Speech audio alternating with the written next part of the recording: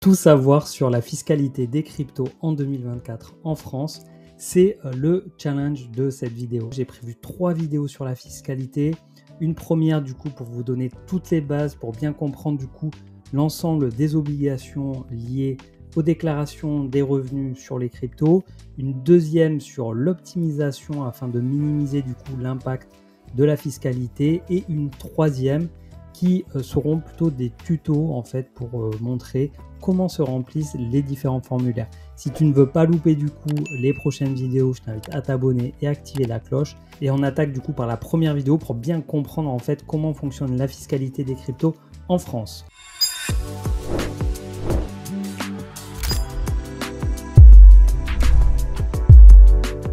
Alors juste avant de rentrer dans le vif du sujet, je rappelle que je ne suis pas avocat fiscaliste, je ne suis pas non plus expert en fiscalité. Ce que je te partage ici du coup, c'est le fruit de mon travail de recherche, d'analyse, de synthèse. Donc tu trouveras en description de la vidéo tous les textes auxquels je me réfère du coup tout au long de cette vidéo. Donc il y a tout un tas de textes officiels, mais je fais aussi référence à Waltio qui est un outil d'aide pour déclarer ses revenus crypto. Et également, je fais référence à Alexandre Lourimi du cabinet Orwell, donc un cabinet d'avocats spécialisé dans les cryptos, qui a fait une super interview sur la chaîne YouTube de Finari, que je mets également en description.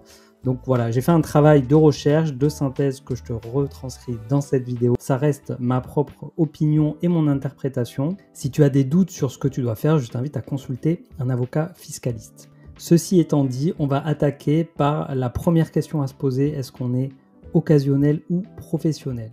Alors à ce jour, considérer si l'on est professionnel ou occasionnel, c'est un peu comme en bourse en fait. Il y a 4 critères du coup qui sont à prendre en compte. Le premier, c'est le montant des échanges. Pour vous donner un exemple, lorsque l'on est occasionnel, on va investir sur du moyen long terme. Et donc par exemple, si on investit 1000 € et qu'on les ressort au bout de 1 an ou 2, ces 1000 €, même s'ils ont pris de la valeur, même s'ils ont fait x10 par exemple et qu'ils deviennent 10 000 €, ça reste très peu par rapport à un professionnel qui, alors déjà il sera sur des montants bien plus élevés, mais en plus de cela, il va faire beaucoup plus d'allers-retours, il va faire beaucoup plus d'opérations d'achat-revente. Et donc les montants des échanges, le volume d'activité sera nettement plus élevé chez un professionnel. Ensuite, il y a le nombre de transactions, donc ça c'est ce qui, pour moi en tout cas, semble le plus évident.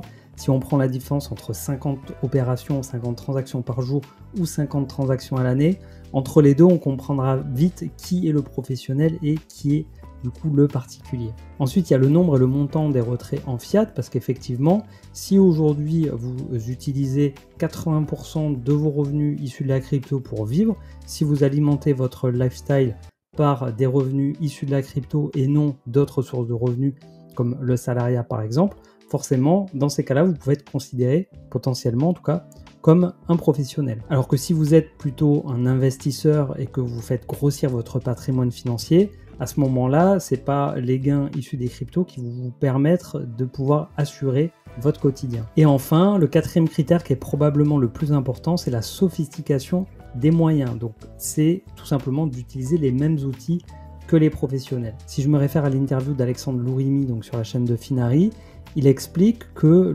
les seuls cas en fait de requalification de particulier à professionnel, donc d'occasionnel à professionnel, en fait, ce sont des cas où ces personnes-là utilisaient les outils dans leur métier. En fait, c'était déjà des professionnels de la finance qui utilisaient ces outils-là à leur compte propre, en fait, en nom propre, à des fins du coup personnelles, alors qu'en réalité, ils sont professionnels. Et donc, ce qu'il faut bien comprendre, c'est que professionnel, c'est l'exception, et c'est le cas également en bourse.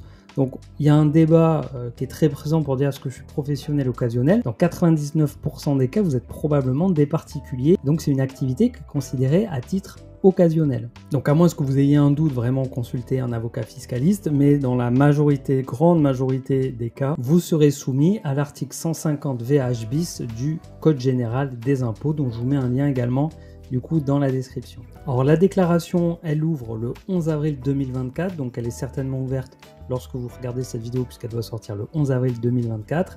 Et ensuite la date limite, donc là on est sur la déclaration 2024 sur les revenus de 2023. La date de fin, elle dépend du coup de la zone qui est liée à votre numéro de département. Et donc il y a 3 zones, donc il y en a une qui a une date de fin le 23 mai, le 30 mai ou le 6 juin au plus tard. Alors, on va maintenant rentrer dans le vif du sujet avec qu'est-ce qu'il faut déclarer. Donc, le premier formulaire à remplir, c'est le 3916 bis. Donc, ce sont tous les comptes détenus à l'étranger. Donc, font exception du coup les comptes qui sont en France. Si vous êtes aujourd'hui sur une plateforme d'échange française avec du coup son siège en France, cela, il n'y a pas besoin d'être déclaré. Par contre, si vous avez des comptes, même ceux qui sont enregistrés PSAN, mais qui sont des comptes à l'étranger, ils doivent être déclarés tout comme n'importe quel compte étranger. En fait. Si vous avez un compte N26, un compte Revolut ou que sais-je, d'une néobanque basée à l'étranger, il faut la déclarer. Et donc font juste exception du coup les portefeuilles auto-hébergés, donc ceux dont vous détenez en fait les clés privées, par exemple portefeuille chaud, MetaMask, Huobi, portefeuille froid, Clé Ledger. Voilà, et les comptes en France, comme je vous le disais juste avant. Donc ça, c'est la déclaration des comptes détenus à l'étranger. C'est pas bien compliqué à renseigner. Vous le verrez dans la partie tuto, ça se fait assez simplement. Ensuite, concernant du coup les plus-values, donc le formulaire 2086. Alors tout d'abord, il faut savoir qu'est-ce qui est fait générateur d'imposition. Qu'est-ce qui fait qu'à un moment donné, vous allez devoir calculer votre plus ou moins value. Dans un premier temps, on va voir quels sont les différents faits générateurs d'imposition. On verra ensuite la formule de calcul pour les plus-values qui est vraiment spécifique à la crypto. Et ensuite, le montant de l'impôt. Parce que vous verrez, il y a plusieurs possibilités depuis cette année, donc sur les revenus de 2023. Donc, si on commence par le fait générateur d'imposition. Alors, pour ça, on se retrouve sur le BOFIP qui fait mal à la tête. Pour l'application de l'article 150 VH bis du CGI, donc je vous ai dit, c'est pour les particuliers. Et on descend, et ici, voilà, dans les généralités, opérations imposables. Donc, constituent des opérations imposables au sens de l'article 150 VH bis du CGI, les cessions à titre onéreux d'actifs numériques ou de droits s'y rapportant. Donc, on a ici les 4 cas qui sont faits générateurs d'imposition. Donc, le premier cas, c'est de vendre ses cryptos contre des euros, des dollars, voilà, toute monnaie ayant un cours légal. Ensuite, c'est l'échange d'un bien autre qu'un actif numérique. Donc, c'est tout simplement acheter quelque chose. Si par exemple, vous utilisez une carte crypto et que vous utilisez donc des cryptos pour acheter quelque chose qui soit autre qu'un actif numérique, à ce moment-là, c'est un fait générateur d'imposition. Si c'est de l'échange avec soult d'un actif numérique, alors la soult, pour ceux qui ne connaîtraient pas, c'est un terme juridique qui désigne une compensation financière. Donc ça arrive dans le cas de partage d'héritage en indivision et qu'il y en a un qui reçoit plus que l'autre, ou ça peut également arriver dans le cas d'une vente d'entreprise, ça peut également arriver dans le cadre d'un divorce. Bref, il y a plusieurs cas en fait qui font qu'à un moment donné, il peut y avoir une soult. Et enfin, le quatrième cas, ça va être à l'achat d'un service, donc échange de crypto contre un service, c'est un achat d'un service, donc on n'est pas dans le cadre d'un échange entre cryptos, donc ça veut dire que c'est un fait générateur d'imposition. Donc globalement, dès qu'on sort de la crypto, dès qu'on sort nos cryptos de l'écosystème crypto, on déclenche un fait générateur d'imposition, c'est considéré comme une cession à titre onéreux, et donc il faut passer par la case calcul de la plus ou moins value. Alors pour la formule, on est sur une nouvelle page du BOFIP, je vous mets également du coup le lien dans la description. Et donc on va avoir ici détermination de la plus-value brute. Donc on est toujours selon l'article 150 VH bis du Code général des impôts. Et donc la plus ou moins value brute, c'est égal à quoi? C'est égal au prix de cession moins prix d'acquisition total multiplié par le prix de cession divisé par la valeur globale du portefeuille. Donc le prix de cession, c'est le montant qu'on va retirer. Donc ça va être un montant calculé en euros. Par exemple, si je vends pour 1000 euros de crypto en euros, à ce moment-là, mon prix de cession est de 1000 euros. Si j'achète un bien à 1000 euros, c'est pareil, mon prix de cession, c'est 1000 euros. Le prix total d'acquisition, c'est le montant total du coup que vous avez investi dans les cryptos et la valeur globale du portefeuille. Donc là, il va falloir, à l'instant T, au moment où vous faites l'achat ou la conversion en euros, il va falloir calculer la valeur globale de votre portefeuille. Et donc là, ça inclut tous vos portefeuilles. Si vous avez, par exemple, une clé Ledger ou un portefeuille chaud, autant vous n'avez pas besoin de le déclarer dans le formulaire 3916 bis, autant là, pour le calcul de la valeur globale de votre portefeuille, il faut bien prendre tout en compte. Il ne faut rien oublier. Ça me fait penser que Ce qui est très important en cas de contrôle, c'est de pouvoir justifier en fait de votre bonne foi. Si demain vous avez un contrôle fiscal, dès lors que vous êtes dans l'incapacité à prouver votre bonne foi ou que vous n'êtes pas au courant de certaines choses ou que vous avez essayé de cacher des petits trucs, ça peut du coup plutôt mal se finir. Tout le monde a droit à l'erreur, mais je pense dans une certaine limite. C'est d'ailleurs une des raisons pour lesquelles il peut être utile de passer par Waltio, parce qu'étant donné que vous passez par une plateforme spécialisée là-dedans qui travaille avec des avocats, déjà rien que ça, de payer en fait, pour ceux qui font plus de 50 transactions, de payer pour pouvoir être dans les règles, déjà rien que ça, c'est preuve de bonne foi. Ici on se retrouve sur le simulateur d'impôt proposé par Waltio. Ici, on a la valeur totale de vos investissements en crypto. Donc là, en l'occurrence, ça va être le montant que vous avez investi. Donc par exemple, si vous avez investi 3 000 euros, la valeur de votre portefeuille aujourd'hui, elle est, admettons, à 10 000 euros. Et vous faites un retrait de 1 500 euros. Donc là, selon la formule qu'on a vue précédemment sur le BOFIP, ça nous dit que la plus-value imposable est de 1050 et que si on est imposé à la flat tax à 30%, ça nous fait un impôt du coup de 315 euros. Et donc le montant de l'impôt, ça va être du coup l'addition des plus ou moins values dans l'année. Si au cours de l'année vous avez fait plusieurs faits générateurs d'imposition, du coup il faut faire du coup cette formule-là plusieurs fois. Des fois vous êtes en plus-value, des fois vous êtes peut-être en moins-value, bref, peu importe, dans tous les cas, il faut faire l'addition de tout dans l'année en cours, donc là, pour 2024 sur tout 2023. Si, par exemple, vous êtes en moins-value, ça ne peut pas être reporté sur les années suivantes, contrairement à la bourse, donc c'est vraiment sur l'année en cours, et ensuite, ça va être soit la flat tax, soit le barème progressif de l'impôt sur le revenu. Donc là, je vous ai mis le lien pour connaître le barème de l'impôt sur le revenu 2024, du coup pour les revenus 2023. Donc pour les 11 294 premiers euros de revenus, le taux d'imposition qui s'applique, c'est 0%. Ensuite, c'est 11%. Et ensuite, 30%. Donc, alors sachant qu'à ça, il faut ajouter 17,2% de prélèvements sociaux. Ça peut être intéressant, bien évidemment, si vous êtes à 0% ou à 11%. En revanche, dès lors que vous passez dans la tranche à 30%, donc si vous avez des revenus supérieurs à 28 797 euros, vous aurez une partie de vos revenus qui seront à 30%, surtout si en plus de ça, du coup, il y a les revenus issus de la crypto, il vaut mieux opter pour la flat tax. Là, je vous ai mis du coup un simulateur d'impôt 2024 sur les revenus 2023.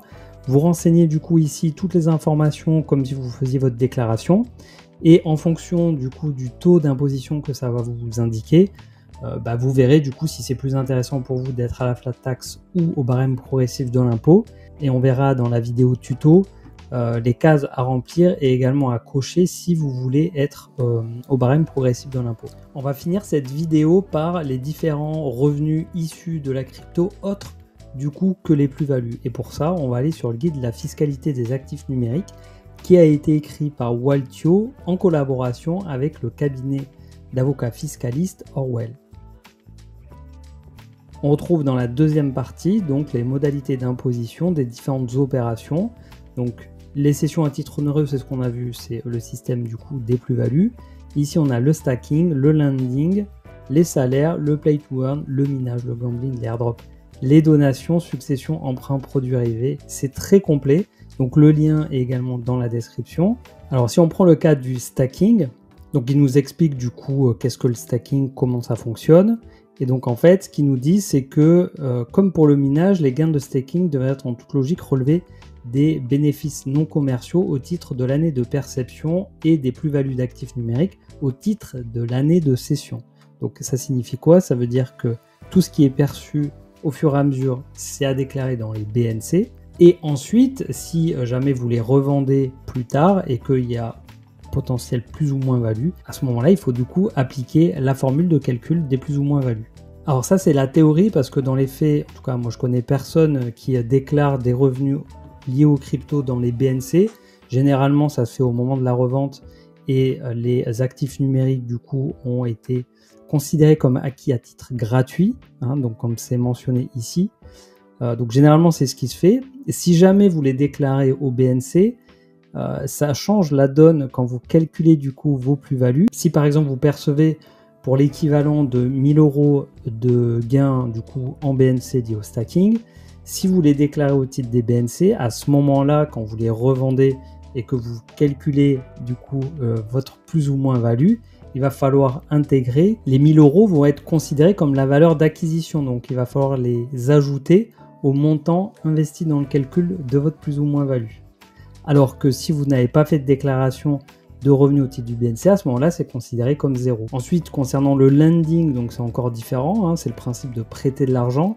Donc du coup, les revenus sont issus de créances, donc du coup, ce sont des gains qui devraient en principe relever de la fiscalité des revenus de créance au titre de l'année de perception, donc PFU à 30%, et du régime des plus-values sur actifs numériques au titre de l'année de cession, donc ça change pas, c'est comme pour le stacking. Et donc à défaut d'être déclaré au titre de l'année de perception, donc comme pour le stacking, il faut considérer que la crypto a été obtenue à titre gratuit. Parce qu'encore une fois, la réalité du terrain, c'est que les gens ne remplissent pas ça, ils vont tout simplement ajouter la valeur des gains issus du lending dans la valorisation de leur portefeuille crypto lors du calcul de la plus ou moins value. Et en fait, quand je balaye comme ça les différents cas, je me rends compte, hormis peut-être les NFT qui ont quelque chose de vraiment peut-être particulier parce qu'ils peuvent être associés à des œuvres d'art, mais dans la plupart des cas, en fait, il y a un régime qui s'applique, mais qui n'est pas appliqué, et que du coup, c'est intégré comme ça à la valorisation globale du portefeuille. Je dis pas que c'est bien ou pas, je dis juste que c'est par simplicité, je pense que les gens font comme ça. Alors pour les airdrops, c'est un cas un petit peu différent. En fait, ils considèrent que s'il y a une action particulière qui a été faite du coup pour bénéficier du airdrop, alors à ce moment-là, c'est comme le stacking, il faut déclarer au BNC le montant du coup qui a été perçu, et si le airdrop a été reçu de manière fortuite, hein, qu'on n'a rien fait de particulier, c'est inclus dans la valorisation du coup du portefeuille. Pour finir du coup sur la fiscalité des NFT, donc c'est beaucoup plus complexe du fait de l'hétérogénéité de cette catégorie d'actifs et de l'absence de qualification juridique unique.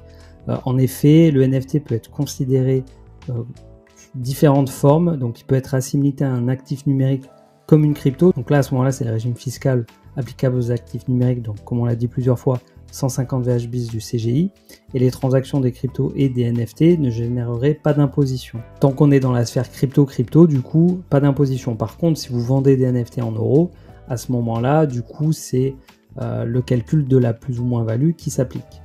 Dans le deuxième cas, le NFT pourrait être qualifié d'œuvre d'art ou d'objet de collection. Donc là, on est sur le code 150 VI du CGI. Et donc là, le cédant a le choix entre deux impositions, soit c'est 6,5% du montant de la cession, soit c'est 36,2% de la plus-value. Mais du coup, dans ce cas-là, comme on considère que le NFT n'est pas une crypto, ça génère un fait générateur d'imposition, puisque la crypto est vendue en contrepartie du NFT, et à ce moment-là, il y a une imposition de 30% ou du barème progressif de l'impôt. Donc ça, a priori, c'est un cas qui est extrêmement rare, mais qui juridiquement reste plausible. Et du coup, le troisième cas, c'est que le NFT soit assimilé à un bien meuble, et à ce moment-là, du coup, qu'il soit soumis au régime fiscal des cessions sur les biens meubles, donc le 150 UA du CGI. Et donc à ce moment-là, la plus-value réalisée serait assujettie à une imposition de 36,2% avec un abattement de 5% par an et de détention après 2 ans, tout en considérant que les cessions inférieures ou égales à 5 000 € sont exonérées. Voilà, ensuite vous avez le cas de la location de NFT, enfin il y a vraiment, c'est un rapport très très complet que je vous invite du coup à prendre connaissance. Si vous avez des questions un peu plus précises sur des cas un peu particuliers, surtout n'hésitez pas à le consulter. On arrive donc à la fin de cette vidéo, donc pour faire un petit résumé, une petite conclusion sur le caractère d'activité, qu'il soit professionnel ou occasionnel. Professionnel reste l'exception, donc il y a de grandes chances que vous soyez soumis à l'article 150 VHBIS du CGI. Ensuite, quand déclaré, si vous regardez la vidéo dans les jours qui ont suivi sa sortie, vous êtes probablement du coup en plein dedans. Au niveau des déclarations à faire, il faut déclarer tous les comptes détenus à l'étranger. Donc pour les plateformes qui sont en France, ce n'est pas nécessaire. Et pour les portefeuilles du coup dits auto-hébergés, pas de déclaration à faire. Et ensuite, du coup, on a vu le calcul des plus-values, donc quels sont les faits générateurs d'imposition qui vont nous obliger à faire du coup cette formule. Donc on a vu la formule et ensuite le montant de l'impôt, du coup comment il allait être calculé. Et pour finir, du coup tous les revenus autres de l'univers crypto qui ne sont pas issus de l'achat-revente. Et je vous donne rendez-vous la semaine prochaine pour voir comment on peut optimiser sa fiscalité en France. Si vous démarrez dans les cryptos, je vous ai mis dans la description un guide gratuit pour bien débuter. Je vous donne rendez-vous donc la semaine prochaine et d'ici là, portez-vous bien. Ciao.